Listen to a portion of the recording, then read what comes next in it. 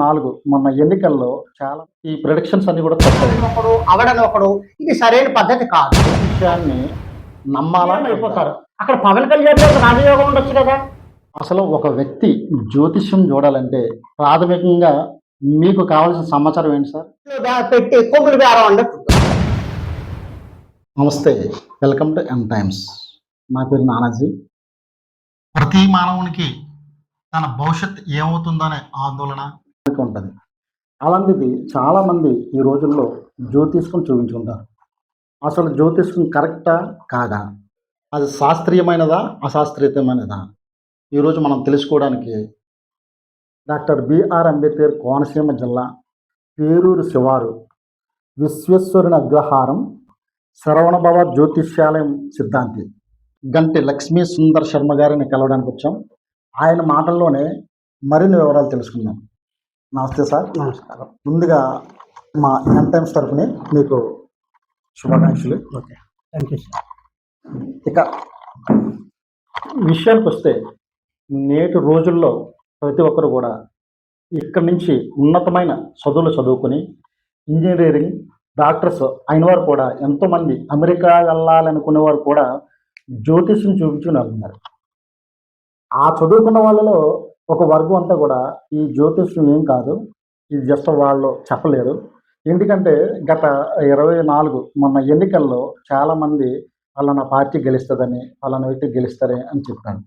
అలాంటివి చాలా కూడా ఈ ప్రిడిక్షన్స్ అన్నీ కూడా తప్పయ్యాయి. ఇలాంటి సమయంలో ఈ జ్యోతిష్యాన్ని నమ్మాలా వద్దా అనేది చాలా మందిలో ఉంది. దీని గురించి మీరేమంటారు? ఇప్పుడు ఒక విషయం చెప్పాలి సార్. ఇందులో 2024 ఎలక్షన్కి సంబంధించి చంద్రబాబు నాయుడు గారు సీఎం అవుతారని ఒకరు, అవరని ఒకరు, జగన్మోహన్ రెడ్డి గారు అవుతారని ఒకరు, అవరని ఒకరు, పవన్ కళ్యాణ్ గారు అవుతారని ఒకరు, అవరని ఒకరు. ఇక్కడ మీరు గుర్తుంచుకోవాల్సిన పాయింట్ ఒకటి, జ్యోతిష్యం చెప్పాలి అంటే పక్కాగా ఖచ్చితంగా పుట్టిన తారీఖు, నెల, సంవత్సరం, టైం, అంటే ఉదయమా రాత్రి, ఏఎం అంటే PM, place of birth. Okay, అయితే ఇవన్నీ తెలియకుండా చంద్రబాబు నాయుడు గారు ఎప్పుడు పుట్టారు? 28/8/1950లో పుట్టినట్టున్నారు. ఆయన నా టైం నాకు తెలియదు అని చెప్తున్నారు. తెలియనప్పుడు మరి ఆ రోజు నేను జాతకాన్ని పరిశీలించాను చంద్రబాబు నాయుడు గారిది ఒక విషయంలో. మొన్న ఏదో అరెస్టు దాని విషయంలో పరిశీలిస్తే నాకు అర్థమైన విషయం ఏంటి అంటే ఉదయం 6 to 6:30 మధ్యలో సంథింగ్ ఏదో జరిగింది. అయితే ఆయన 52 రోజులు 53 రోజులు ఉన్నారు, అరెస్ట్ అయ్యి జైల్లో ఉన్నమాట వాస్తవం. టైం అనేది లేకుండా నిర్ధారణ ఎలా చేస్తారు?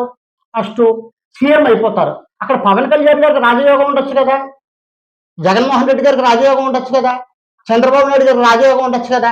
గెలుపు ఓటమి ఎప్పుడు కూడా ఒకరికే ఉంటుంది, అందరికీ ఉండదు కదా. అవునా కదా సార్, చెప్పండి. అందువల్ల టైమ్స్ ఉంటే దాన్ని బట్టి అక్కడ ఉన్న గ్రహాన్ని బట్టి ఆ గ్రహం బాగా ఉందంటే మిత్రులుగా ఉన్నారా, శత్రువులుగా ఉన్నారా, సమంగా ఉన్నారా, ఉచ్చ స్థితిలో ఉన్నారా, నీచ స్థితిలో ఉన్నారా, అక్కడ ఉన్న ప్లానెట్స్ ఎక్కడ ఉన్నారు, ఎవరితో ఉన్నారు, ఎవరు చూస్తున్నారు అన్నది నిర్ధారణ చేశాక ఫలితాన్ని వెళ్ళగొచ్చారు. ఫస్ట్ కొండగా ఏం లేకుండా డేట్ ఆఫ్ బర్త్లు, టైము, ప్లేస్ ఆఫ్ బర్త్లు లేకుండా ఆయన అవతారని ఒకడు, అవడని ఒకడు, ఇది సరైన పద్ధతి కాదు. ఖచ్చితమైన టైం ఉంటే date of birth, time, place of birth అన్ని, ప్లేస్ ఆఫ్ బర్త్ వల్ల పర్వాలేదు, 1 or 2 seconds వల్ల హైదరాబాద్కి మనకు 1 నిమిషం తేడా వస్తుందంటే దానివల్ల లగ్నాలు ఏం మారిపోదు.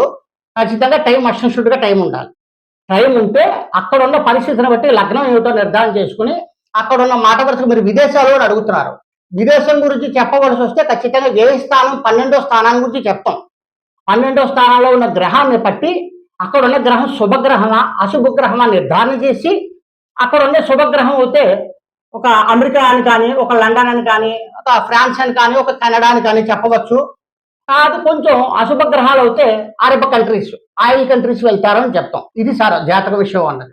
లేకుండా మాత్రం చెప్పడం అనేది గేదెని నీటిలో పెట్టి కొమ్ములు బేరం అన్నట్టు. అసలు ఒక వ్యక్తి జ్యోతిష్యం చూడాలంటే ప్రాథమికంగా మీకు కావాల్సిన సమాచారం ఏంటి సార్? ఒక వ్యక్తిది నా దగ్గరికి చాలా మంది వస్తూ ఉంటారు, సార్ మాది జాతకం చూడాలని. ఎవరు వచ్చినా కూడా ఒకటే చెప్తా, మీది డేట్ ఆఫ్ బర్త్ పక్కాగా టైము, డేట్ ఆఫ్ బర్త్ అన్నీ ఉంటే తీసుకురా అంటే. ఒక జాతకం చూసేప్పుడు 1 గంట, గంటన్నర పాటు పడుతుంది నాకు చూసేప్పుడు. ఎందుకంటే 12 భావాలు పరిశీలించాలి. టైం ఉంటే ఖచ్చితంగా చెప్పగలుగుతాను, టైం లేకపోతే దయచేసి వెళ్ళిపోండి అని చెప్తా. ఎందుకంటే కరెక్ట్గా రిజల్ట్స్ రాదు, వాళ్ళు మోసం చేయడం నాకు ఇష్టం ఉండదు. అందువల్ల ఏంటంటే డే టు డే మాత్రం ఖచ్చితంగా చెప్తాను, వచ్చిన వాళ్ళు 70% వాళ్ళకి వర్కౌట్ అవుతుంది. అది సార్. ఒకే అంశంపై వివిధ రకాల ఒపీనియన్స్ వస్తూ ఉంటాయి, ప్రిడిక్షన్స్. అది ఇందాక మీరు చెప్పినట్టుగా ఒక్కొక్క మనిషి ఒక్కొక్క రకంగా చెప్తారు. అంటే వాళ్ళలో ఉన్న భావాన్ని జ్యోతిష్యం రూపంలో చెప్తూ ఉంటారా, లేదంటే నిజంగా ఒకవేళ చదువు చెప్తే అన్ని ఒకలాగే ఉండాలి కదండి?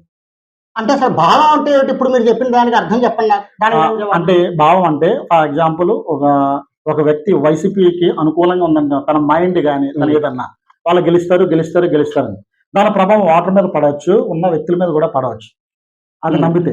అదే రకంగా ఒకరు ఏంటంటే ఒక చంద్రబాబు నాయుడు కూటమి అంటారు. అలా అంటే వాళ్ళలో ఉన్న భావం ఈ జ్యోతిష్యం రూపంలో చెప్తారా, లేదంటే యాక్యురేట్ గా చెప్తే కనుక ఒకే అంశం అందరూ కూడా ఒకే విధంగా రావచ్చు కదా జ్యోతిష్యం అనేది? ఇప్పుడు ఇందాక చెప్పాను, ఎన్నిసార్లు చెప్పినా నేను ఒకటే చెప్తా, కరెక్ట్గా డేట్ ఆఫ్ బర్త్ లేవు. చంద్రబాబు నాయుడు గారికి డేట్ ఆఫ్ బర్త్ లేదు అని సంగతి నాకు తెలుసు. ఆ రోజున నేను ఒక 7 గంటలు 8 గంటల సేపు నేను కష్టపడ్డా. అసలు ఈ రోజున ఎప్పుడు ఆయన సెప్టెంబర్ నెలలో అరెస్ట్ అయినట్టున్నారు చంద్రబాబు నాయుడు గారు. 53 రోజులకి ఎంతలో రిలీజ్ అయ్యారు. ఏంటి అని చూస్తే మొత్తానికి ఆ రోజు 9 లగ్నాలు 10 లగ్నాలు మారింది. ఒక లగ్నాన్ని నేను స్టడీ చేయగా టైం అవుతాను అది దగ్గర లేదు కాబట్టి కొంచెం క్లూ దొరికింది. ఓహో ఈ టైంలో దీనికి ఎఫెక్ట్ పడింది అనుకున్నాను. అలాగే నేను అనుకున్న డేట్ ప్రకారం ఒక పిసర అటు ఇటు తేడాలు, టైం అనేది కరెక్ట్గా లేనప్పుడు ఆయనకే తెలియనప్పుడు నాకేం తెలుస్తుంది? వాళ్ళ అమ్మగారికి వాళ్ళ నాన్నగారికే లేదు పూర్వకాలం వాళ్ళు నువ్వు టైం రాయలేదు. ఉజ్జాయింపుగా ఏంటంటే చెప్పారు, అలా ఎప్పుడు చెప్పకూడదు. ఖచ్చితంగా టైం ఉంటే మరి పక్కగా చెప్పచ్చు. ఇప్పుడు రోజు జ్వరం వస్తుందని డాక్టర్ దగ్గరికి వెళ్తాం, ఆయన ఏం చేస్తారు, పారాసిటమాల్ డోలో 650 పెడతారు, తగ్గటం లేదు. ఏమంటే సార్ తగ్గట్లేదు అంటే రక్త పరీక్ష చేయించండి అంటారు. రక్త పరీక్షలో మలేరియావా, డెంగీవా, టైఫాయిడా సంథింగ్ ఏదో చెప్తారు, దానికి తగ్గ మెడిసిన్ పెడతారు. అసలు రోగమే నిర్ధారణ అవ్వకుండా మెడిసిన్ డాక్టర్లే పెడతారు. జాతకం కూడా అంతే. అది ఇప్పుడు శర్మ గారు, మీరు ఈ జ్యోతిష్యం చెప్తున్నారు కాబట్టి మీరు ఎక్కడ తర్ఫీదు పొందారు, ఎలా నేర్చుకున్నారు? మంచి విషయం చెప్పారు. నేను నాకు పెద్దగా నేనేం చదువుకోలేదు, 10th క్లాస్ వరకునే చదువుకున్నాను. అయితే విద్య లేనివాడు ఏదో వింత పశువు అని అన్నట్టు, విద్య వినయ సంపన్న అని విద్య అందరి చేత గౌరవించబడుతుంది, పూజించబడుతుంది. అది చదువుకోవాలని ఉండేది. మరి చదువుకి ఆర్థిక పరిస్థితులు రీత్యా కొన్ని పరిస్థితులు ఇచ్చా చదువులేకపోయాను. తర్వాత హైదరాబాదు నేను ఒక 5 సంవత్సరాలు 6 సంవత్సరాల క్రితం హైదరాబాద్ వెళ్ళి ఇంగ్లీషు హిందీ అనేది వస్తే ఎంతో కొంత ఎక్కడో ఒకడో చిన్న గుమస్తా కిందైనా మనం బతకచ్చు. ఓ కొబ్బరి కొట్టులోనో లేకపోతే ఇవాళ రేపు ప్రతిదీ కూడా ఇంగ్లీష్ మీద ఆధారపడి ఉంది కదా లైఫ్ అంతా కూడా అని అందు గురించి ఒక ఇన్స్టిట్యూట్లో జాయిన్ అయ్యా. ఎక్కడ అమీర్పేట దగ్గర మైత్రీవనంలో సంథింగ్ నాకు గుర్తుకు లేదు. జాయిన్ అవుతే నేర్చుకుంటూ ఉండగా ఒక రిసెప్షన్లో ఒక పాప ఉన్నారు.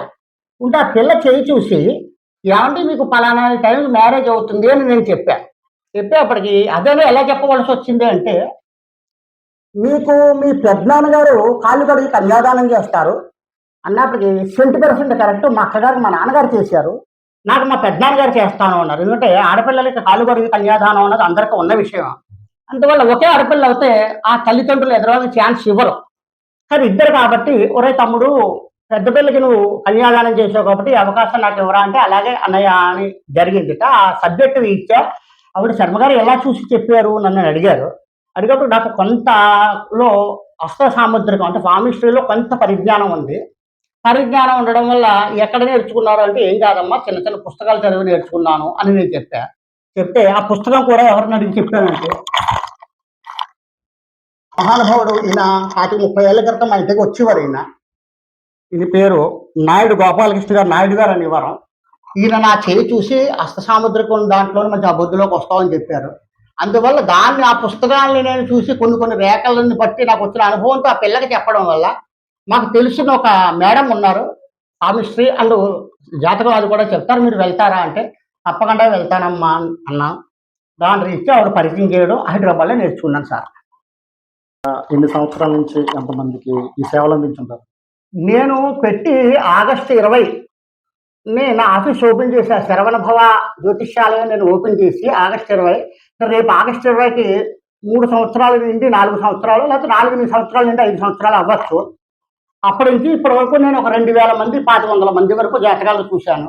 అందరూ కూడా 70% సక్సెస్ అయ్యి విజయం అయింది అని ఓ రోజు లేట్ అయినా సరే గురువుగారు మీరు చెప్పింది మాకు బాగా జరిగిందండి అని అందరూ ఫోన్లు చేస్తూ ఉంటారు సార్. అది విషయం. మరి ఇంతలాగా 70%గా అయ్యే మీ జ్యోతిష్యం బాగా సక్సెస్ అయింది కదా! మరి చాలామంది అసలు ఒక యూట్యూబుల్లోనో లేదంటే వాళ్ళ ఒకవేళ ఏక్యురేషన్ లేకపోయినా సరే గానీ, వాళ్ళ ప్రసారం వల్ల ఇప్పుడు అందరూ కూడా పబ్లిసిటీ అవుతుంటే, మీ దగ్గర ఇంత ఫలితం వచ్చినప్పుడు కూడా మీరెందుకు మరుగున పడిపోయారు? అంటే ప్రపంచానికి లేదంటే అంటే ఎలాంటి ఎక్విప్‌మెంట్ అది లేక, లేదంటే ఇలా ప్రసారం లేక, లేకపోతే ఇష్టం లేక? అసలు ఒరిజినల్‌గా నాకు ఈ యూట్యూబ్ గురించి కానీ, ఈ మీరు చెప్పిన ఇప్పుడు ఛానల్స్‌కి సంబంధించి మీకు దాని గురించి నాకు పెద్దగా ఏం తెలీదు. ఏదో వచ్చిన వాళ్ళకి చెప్పడం, పంపించడం, వాళ్ళు జరిగాక వాళ్ళకే చెప్పడం, వాళ్ళ ద్వారా రావడం.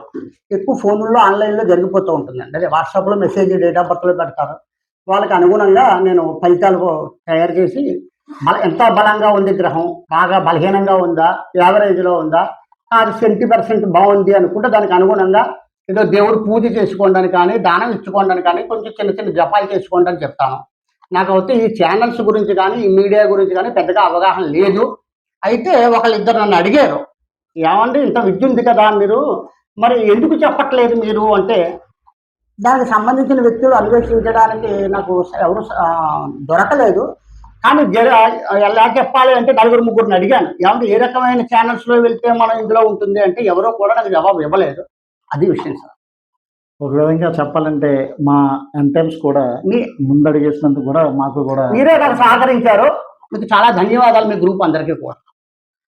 సార్ అదే విధంగా మీ ఫ్యామిలీకొస్తే ఇప్పుడు మీరంతా కూడా దీని మీద డిపెండ్ అయ్యారా? లేదంటే ఒకవేళ ఏదన్నా లేదు సార్. నేను ఒక్కడినే దీని మీద డిపెండ్ అయ్యాను. ఓకే. నేను మా అన్నయ్య గారు ఏదో చిన్న జాబ్ చేసుకుంటారాయన. అందువల్ల మా అన్నయ్య గారి జాబ్ మా అన్నయ్య గారిదే. ప్రైవేట్ జాబే. నేను మాత్రం ఖచ్చితంగా ఆస్ట్రాలజీ దీని మీద ఆధారపడి ఈ ఆస్ట్రాలజీ రాబోయే యూత్‌కి అంటే రాబోయే యువకులకి ఈ శాస్త్రం నేర్చుకుంటే మంచిదని చెప్తారా? లేదంటే ఒకవేళ అంటే వాళ్ళ జాబుల్లో కూడా ఎళ్ళిన చాలామంది నేను ఇంజినీరింగ్ చేశాను, నేను ఆస్ట్రాలజీ చేస్తాను, నేను డాక్టర్ చేశాను, ఆస్ట్రాలజీ చేస్తాను అని చాలామంది చెప్తున్నారు. దాని మీద మీకున్న అభిప్రాయం ఏంటి? రేపు యువతకి మీరు ఏ సమాచారం ఇస్తారు? యువతకి ఏముంది వాళ్ళ ఇష్టాయిష్టాల మీద ఆధారపడి ఉంటుంది. ఒక మాట చెప్పాలంటే. ఎందుకంటే ఇది నేర్చుకో అని ఎవరు చెప్పరు. ఇది నేర్చుకోవద్దని ఎవరు డాక్టర్ చదవాలనుకుంటే బోలెడుమంది డాక్టర్స్‌తో నాకు పరిచయాలున్నాయి. ఆ డాక్టర్స్ అందరికి 70% జాతకాలొచ్చు. ఆ! వాళ్ళ యదార్థం ఏంటి అంటే, నాకు పరిచయం ఉన్న డాక్టర్స్ ఎంతమంది ఉన్నా కూడా, అందరికీ కూడా నాకు తెలిసినది 5% అయితే వాళ్ళకి తెలిసింది 85% విద్యొచ్చు. ఓకే. ఎవరిష్టం వాళ్ళది. వాళ్ళు డాక్టర్స్ కదా అని జ్యోతిష్యం మానలేదే. ఫార్మసిస్ట్‌ని నేర్చుకున్నారు. అలాగే ఫార్మసిస్ట్రీ అంటే హస్త సాముద్రికం. జాతకాలు చూస్తారు, చెప్తారు, చెందుతారు. ఎవరిష్టం మీకు దాని పేరేంటి జర్నలిజం చదవాలని ఒకళ్ళకుంటుంది, డాక్టర్ అవ్వాలని ఒకళ్ళకుంటుంది, లాయర్ అవ్వాలని ఒకళ్ళు. ఎవరిష్టం అది. దాని గురించి ఇది చదవకొద్దు అని చెప్పడానికి మాకు స్వేచ్ఛ లేదు. సరే. చాలా ఇంపార్టెంట్ ఏంటంటే, వివాహ సంబంధంలో భార్య, భర్త ఇద్దరికి కలిపి ఎంతో మందిని వెతికి జాతకాలు కలలేదని ఒక ఇద్దరిని జాతకాలు చూసి పెళ్లి చేస్తారు. అలాంటి పెళ్ళిళ్ళు కూడా కనీసం 2, 3 నెలలకే వాళ్ళందరూ విడిపోయి, ఆ తర్వాత విడాకులు తీసుకొని ఎవరికాళ్ళు ఉన్న రోజులు చాలా కళ్ళెదురు కూడా చూసాం. అంటే ఈ మిస్టేక్ ఎక్కడ జరుగుతుందంటారు ఇంచుమించుగా?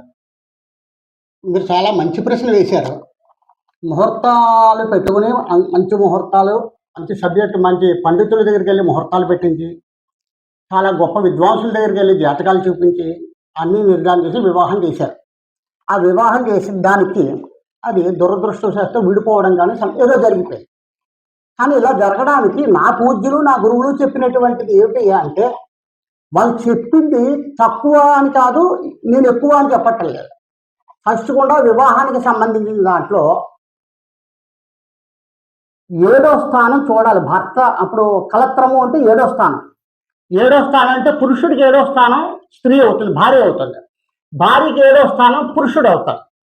అక్కడికి వచ్చేది కొన్ని గ్రహాలు ఉంటాయి. ఆ గ్రహాల గురించి రాసిన వాళ్ళు ఇప్పుడు ఈ మహాపురుషులు రాశారు. చెప్తున్నాను, ఇందాకనే ఒకసారి చెప్పాను. వాళ్ళు రాసింది గురించి కాదు, తర్వాత కొంతమంది మిడిమిడి పరిజ్ఞానంతో కొన్ని లేనిపోనిది యాడ్ చేయడం వల్ల కొన్ని చెడు జరుగుతోంది తప్ప. ఇందాక ఒకటే చెప్పా, 7వ స్థానం వివాహం గురించి చెప్పవలసి వస్తే అక్కడ ఉన్న గ్రహాలు ఏమున్నాయి, ఫస్ట్ మంచి గ్రహాలు ఉన్నాయా, చెడ్డ గ్రహాలు ఉన్నాయా, ఆ గ్రహాలు ఎవరు చూస్తున్నారు, అక్కడ ఫస్ట్ పాయింట్. ఇకపోతే రెండోది కుజదోషము అని చెప్తున్నారు. కుజదోషం ఉన్న వాళ్ళకి కుజదోషం ఉన్న వాళ్ళని ఇచ్చి వివాహం చేయాలని, కుజదోషం లేకపోతే కుజదోషం లేని వాళ్ళతోనే అదే చెయ్యొచ్చు అంట. అని ఒక మాత్రం వాస్తవం ఏమిటి అంటే ఫస్ట్ గ్రహాలు సంపుటి చూసుకుని 7వ స్థానంలో మాట వరుసకి ఒక పాప సంబంధం వచ్చింది నా దగ్గరికి మొన్న, ఒక ఫీమేల్ది. ఏమంటే సంబంధం చూడండి అన్నారు. చూడండి అంటే చూసా. ఇక విషయం అక్కడికి వచ్చేప్పుడు ఏంటి అంటే ఆయన వయసు 35 సంవత్సరాలు.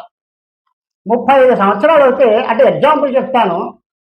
ఆ సప్తమ స్థానంలో అసలు వాడికి పెళ్లి ఎందుకు అవ్వలేదు అని అడిగితే, కోట్లకు ఆస్తిపరుడు అనుకోండి, వేరే సంగతి పక్కన పెడితే, అక్కడ ఉన్న 3 గ్రహాలు ఉన్నాయి.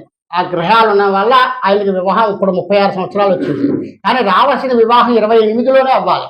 వివాహంలోనే ఆ 28లో జరగవలసిన దశ దాటిపోయింది. తర్వాత దశలో ఏ దశలు వచ్చినప్పటికీ కూడా అది కొంచెం బలహీనంగా ఉండడం వల్ల వివాహానికి కారకత్వమైనటువంటి లక్షణాలు ఎదురుకి వెళ్ళట్లేదు. అందువల్ల ఇప్పుడు మీరు ప్రశ్న ఒకటి వేశారు, విడాకులు ఇవి జరుగుతోందని. అక్కడ ఉన్న గ్రహాలను బట్టి నిర్ధారణ చేయాలి. ఆ గ్రహాలు ఎవరు చూస్తున్నారు, ఎవరుంటూ ఉన్నారు, ఎవరు చూస్తున్నారు, ఇదే నేను ఎక్కడున్నారో నాకు అసలు 12 గ్రహాలు ఉండొచ్చు. అసలు అక్కడ శత్రువుల, మిత్రువుల, సముల అన్నది చూసుకుంటూ వాళ్ళు ఏ నక్షత్రమో ఉన్నారని తెలుసుకుంటూ కొన్ని మాకు డిగ్రీస్ ఇస్తారనమాట. మాకు నేర్పిన గురువులు కొన్ని చూపులు ఇస్తారు. ఆ చూపులు పుస్తకాల్లో ఉంటాయి. అది కాకుండా మేము శిష్యులం కాబట్టి మాకు పర్సనల్గా మా మీ కేర్ తీసుకుని ఈ చూపులు ఉంటుంది ఎవరికి చెప్పకు అని చెప్తారు. దాని ప్రకారం ఫలానా చోట గ్రహం ఉంది, ఇది మంచిది కాదు, మీరు సంబంధానికి వెళ్ళకండి, వెళ్తే ఇబ్బందులు పడతారు అని చెప్తాను సార్. అది ఎక్కడో ఒక సెలబ్రిటీస్ వివాహాలు చేసుకుంటుంటే దాన్ని మనం ఒక బోర్డు పెట్టుకుని వీళ్ళు పెళ్లి చేసుకున్నా విడిపోతారు, వీళ్ళు పెళ్లి చేసుకున్నా విడిపోతారు అని చెప్పేసి యూట్యూబ్లో ప్రచారం చేస్తున్న వేణుస్వామి గారు ఈ 2 రోజులు ఈ వారం రోజుల నుంచి చాలా ప్రచారంలో ఉన్నారు. ఒక టీవీ ఒక వ్యక్తి, ఒక యాంకర్ కూడా చాలా స్ట్రాంగ్గా క్వశ్చన్ చేస్తున్నారు. ఎందుకంటే వాళ్ళ మనసుల్లోకి, వాళ్ళ కుటుంబంలోకి దూరి మనం ఇనిషియేట్ తీసుకుని మీరు పెళ్లి చేసుకున్నా విడిపోతారు అనేది చెప్పడం అనేది అసలు ఈ శాస్త్రంలో ఉన్నదంటారా లేదంటారా? విడిపోవడం అన్నది శాస్త్రంలో ఉంది. ఒక పెళ్లి చేసుకుంటే విడిపోతారు. అప్పుడు మీరు ఏదో సెలబ్రిటీస్ గురించి చెప్పారు. ఒక జీవిత నిర్ధారణ చేయవలసి వచ్చినప్పుడు ముందు చెయ్యి చూడాలి, హస్త సాముద్రికం చూడాలి. హస్త సాముద్రికంలో బాగున్నటువంటి రేఖలు జాతక చక్రంలో బాగోకపోవచ్చు. జాతక చక్రంలో రేఖలు ఉండవు, జాతక చక్రంలో బాగోకపోవచ్చు. జాతక చక్రంలో బాగుంటే చెయ్యి బాగోకపోవచ్చు. ఇక్కడ దాంపత్య జీవితానికి సంబంధించినటువంటిది చేతి రేఖలు చూసుకుంటూ ఆడవాళ్ళకి ఎడం చెయ్య, మగవాళ్ళకి కుడి చెయ్య చూసుకుంటూ దాంట్లో ఎలా ఉంది, రేఖలు చాలా అభివృద్ధిలో ఉన్నాయా, బలహీనంగా ఉందా అంటే దాన్ని ఒక్కదాన్ని చూసి ఫలితాన్ని చెప్పకూడదు. జాతక చక్రం కూడా పరిశీలించి ఇటు చెయ్యిని కూడా పరిశీలించాక అప్పుడు నిర్ధారణ చేయాలి వీళ్ళు శాశ్వతంగా ఉంటారా ఉండరా అంతే తప్ప అసలు ఏమి డేట్ ఆఫ్ బర్త్లు, టైము, ప్లేస్ ఆఫ్ బర్త్లు లేకుండా జాతకాలను నిర్ణయిస్తారండి. ఇప్పుడు చాలా మంది విద్యలో వెనకబడిపోతున్నారు. విద్యలో వెనకబడిపోవడానికి ఫస్ట్ విషయం ఏంటి అంటే లగ్నాత్తు 4వ స్థానం చూస్తాం. కొంతమంది 5వ స్థానాన్ని చూస్తారు, 4వ స్థానాన్ని చూస్తాను. 4వ స్థానము అంటే ఏమిటంటే మాతృ విద్య, వాహన, గృహస్థానం.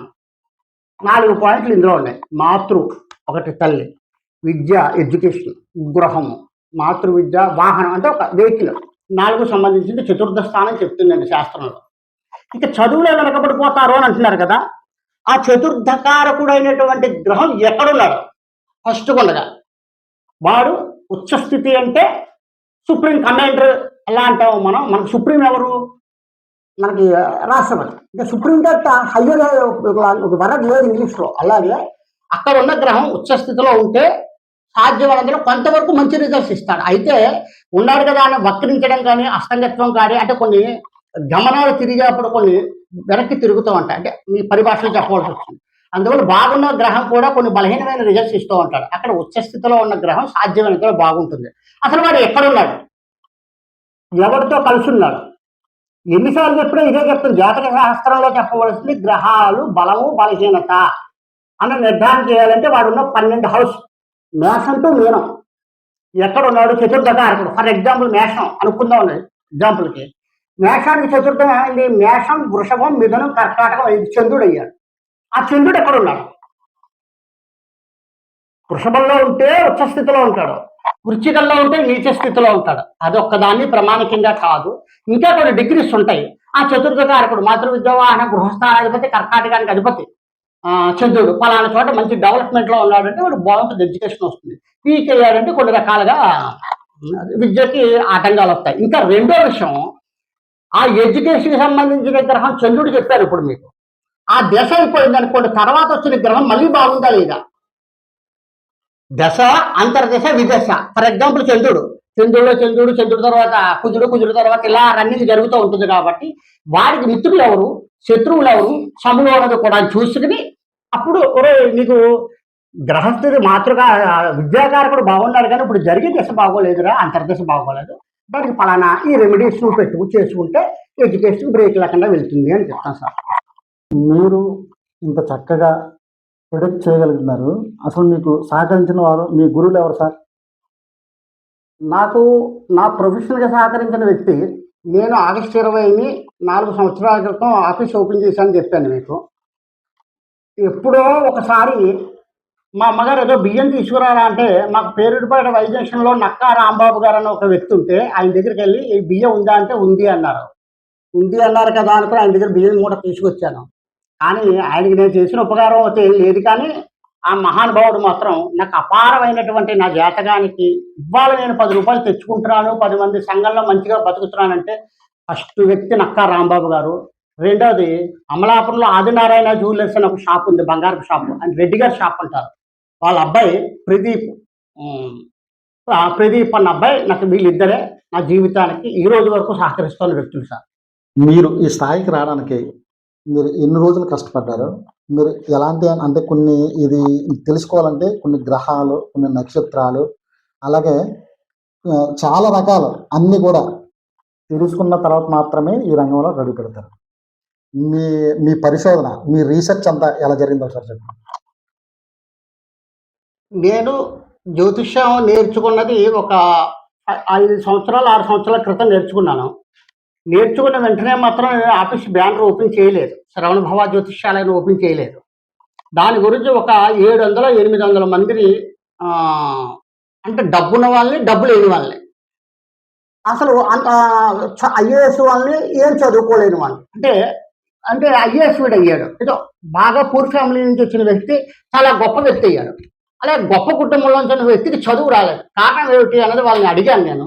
అడిగితే పాపం వాళ్ళందరూ కూడా నాకు సహకరించారు. చెప్తున్నాను కదా, 600-700 మంది జాతకాలు తీసుకుని కూర్చుని, ఆహా ఈ వ్యక్తి ఇంత ఉన్నతమైన స్థితికి రావడానికి కారణం ఈ గ్రహాల వల్ల, ఈ వ్యక్తి ఇంత పాపం డౌన్లోకి వెళ్ళిపోవడానికి కారణం ఈ గ్రహాల వల్ల నిర్ధారణ చేసుకుని, దాన్ని 1-2 సార్లు రోజు చాలా కష్టపడి చదివేవాడిని. అలా ఎందుకు వస్తోంది ఆ గ్రహం, ఇందులో ఈ రకంగా చెప్పారు కదా, ఇక్కడికి వచ్చేప్పుడు చెడు ఎందుకు జరుగుతోంది అని అన్నీ కూడా అబ్జర్వ్ చేసి స్టడీ చేశాను.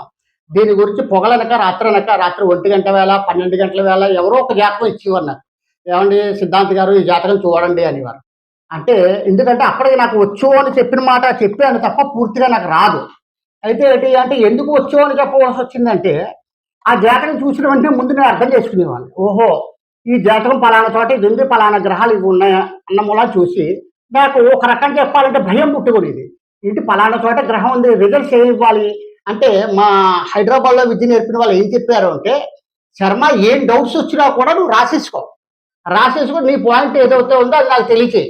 అది కరెక్ట్ అవుతే కరెక్ట్గా నువ్వు గెస్ చేసావు, కరెక్ట్ అని చెప్తావు. కాదు అక్కడికి వచ్చేవాడు ఆ పాయింట్ తప్పు జరుగుతుంది అన్న వల్ల ఈ ప్రతి విషయం కూడా హైదరాబాద్ ఫోన్ చేసేవాళ్ళు. ఏమండి అబ్బాయి ఈ రకంగా ఉంది, ఈ రకంగా ఉంది, ఎక్కడ ఎలా చెప్పాలంటే ఈ పాయింట్ అసలు నువ్వేం రాసావు అని నన్ను అడిగేవారు. అలా అడిగితే ఈ కుర్రాడికి ఎడ్యుకేషన్ బాగుందండి అని చెప్పారు. ఎలా బాగుంది, ఈ అబ్బాయికి పలానా గ్రహం దీనివల్ల బాగోలేదు కదా అంటే, ఆహా బాగోలేదు, ఎందుకు బాగోలేదు అని నేను ప్రశ్న వేస్తే, పలానా ఈ గ్రహాల చూపుల వల్ల పలానా చోట ఉంది అన్న మూలాన వాళ్ళు చెప్పేవారు. వాళ్ళ సలహాలు తీసుకున్నాక నేను పెట్టి ఆఫీస్ 4 సంవత్సరాలు అయింది. నమస్తే సార్. నమస్కారం. మీ విలువైన సమయాన్ని మా ఎంటెమ్స్తో గడిపినందుకు. మీరు కాకినాడ నుంచి నా గురించి ఎన్నో శ్రమ, ఎన్నో ఇబ్బందులు పడుతూ బయలుదేరి వచ్చినందుకు చాలా మెనీ థ్యాంక్స్, ధన్యవాదాలు. మీ ఛానల్స్ కూడా మంచి అభివృద్ధిలోకి రావాలని ఆ జగన్మాతని, సుబ్రహ్మణ్యేశ్వర స్వామిని మనస్ఫూర్తిగా కోరుకుంటున్నాను. ఇప్పటి వరకు శర్మ గారి ఈ జ్యోతిష్యం ఎలా నేర్చుకున్నారు, ఎలాగ అందించారు సేవలు అని చెప్పేసి, మీకు కూడా శర్మ గారి సలహా కావాలంటే మన ఛానల్లో కింద స్క్రోల్ అవుతున్న నెంబర్కి ఫోన్ చేయండి. ఇమీడియట్గా వాట్సాప్లో కానీ, ఫోన్ ద్వారా కానీ, డైరెక్ట్గా కళ్ళ ద్వారా కానీ ఆయన సేవలు అందిస్తారు. ఆయన ఇప్పటివరకు కూడా చెప్పినట్టు జరిగాయని చెప్పేసి ఆయనే చెప్తున్నారు. కాబట్టి మీకు ఏదైనా సలహా సూచనలు ఏదైనా కావాలంటే కదా కింద శర్మ గారి నెంబర్ ఉన్నది కాబట్టి ఆయనకి ఫోన్ చేయండి, ఆయన స్పందిస్తారు.